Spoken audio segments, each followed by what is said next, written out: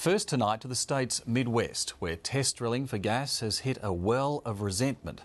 People are worried about the method being used to extract the gas, something which has caused controversy overseas and in the eastern states.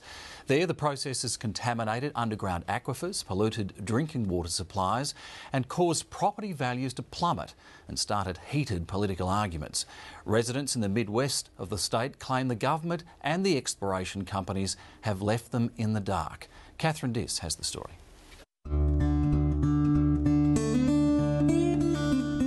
We rely largely on our very good supply of water, and it's very uncertain what will happen with water tables and the quality of our water and even the quality of our air after they start. Wendy Mills has farmed in the Eneabba district for more than 3 decades.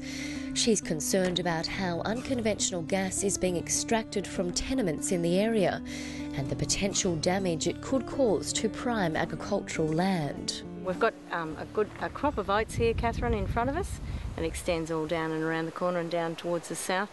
And any of this area has potential to be under exploration because there are tenements covering all of this area around Eneabba.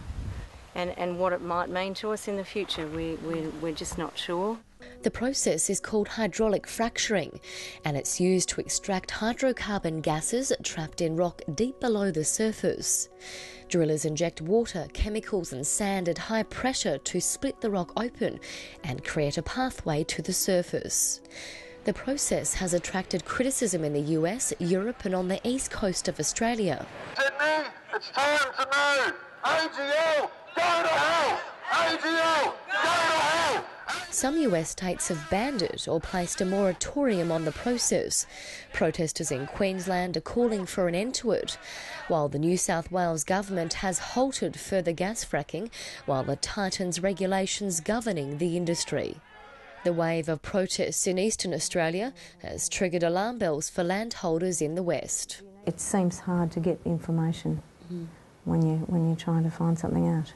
Ms Mills says the WA government made no effort to inform residents about the process before giving gas companies the green light to start operations. Consultation seems to be well down on the list before, we are absolutely the last stop.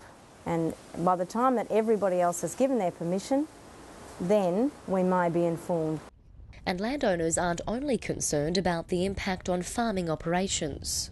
This is known as the Southwest Botanical Province, and if you look at the weather map on TV at the moment, you find some little squares and a patch just along here, and that's virtually what's left of the Southwest Botanical Province as far as its vegetation pattern goes, and a little bit down the bottom end here, and all the rest is completely cleared.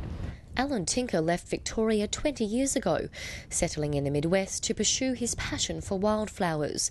Now he's worried about how the search for oil and gas will impact on the fragile heathlands. When you start looking at the process, it's a very intrusive process into the ground and groundwater. There's not one person that lives in this area that's not totally reliant on groundwater. Exploration sites like this could start to appear across the Midwest as explorers establish what lies beneath. But the Department of Mines and Petroleum says the findings of a recent report show it has adequate regulations in place to protect the bushland and underground water reserves. I guess the most encouraging thing we found from Tina Hunter's report was the fact that she recognised that the way we were managing the unconventional gas issues in Western Australia was at a very high level. Tim Griffin oversees the government approvals process that allows explorers to search for oil and gas. After landowners raised concerns, the department commissioned an independent report to look into regulations governing energy exploration. Bond University's Dr. Tina Hunter found there are no legal provisions in current legislation which make the regulations enforceable by law. Tina Hunter found the legislative regime for resource and environment lacks legal enforceability, and she concluded the introduction of environmental regulations and resource management regulations are essential to provide legal enforceability of existing processes. The only failure was that the challenge in terms of forcing those conditions needed to be boosted, and that's what we're going through the process. The Minister for Mines and Petroleum, Norman Moore, says although the report concluded WA's regulations don't go far enough, it also highlighted that WA's gas reserves differ greatly from those on the East Coast and in the US. Where the shale gas or the tight gas is located, such as it is in Western Australia, 2,000 to 4,000 metres down, it has no relationship with aquifers at all, and they can be totally protected. And the action of the fracking has no environmental impact at all.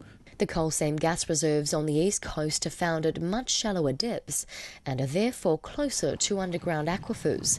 However, the Minister does concede the current regulations should be legislated. We can tighten up in some areas, and one area in particular is environmental management plans that the companies have to provide.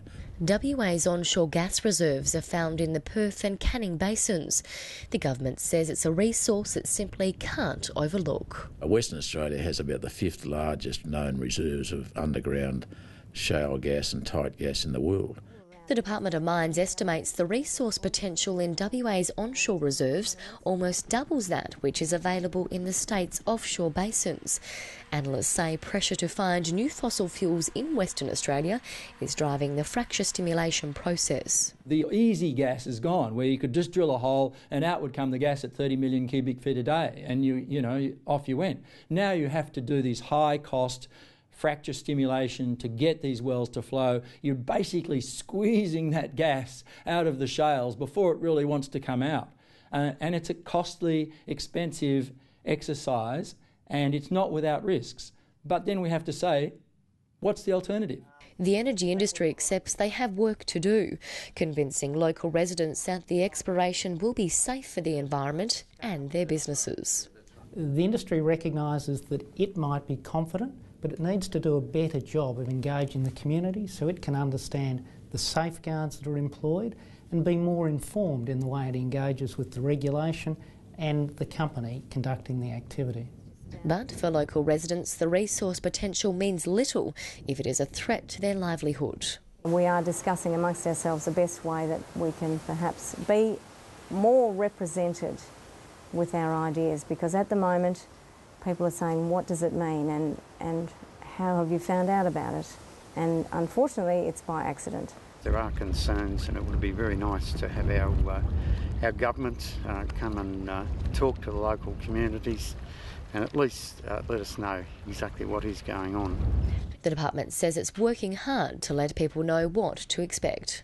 It's a change in our culture and our society. The level of transparency is expected to be higher, and I guess the communication systems are much better so people can find it out more readily and exchange ideas about it, and we want to be part of that.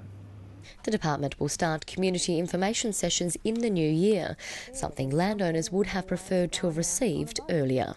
Definitely can have an effect, a huge effect on the community around us, which is really the most important thing we have in the bush area, because we really do have to rely heavily on ourselves and our neighbours.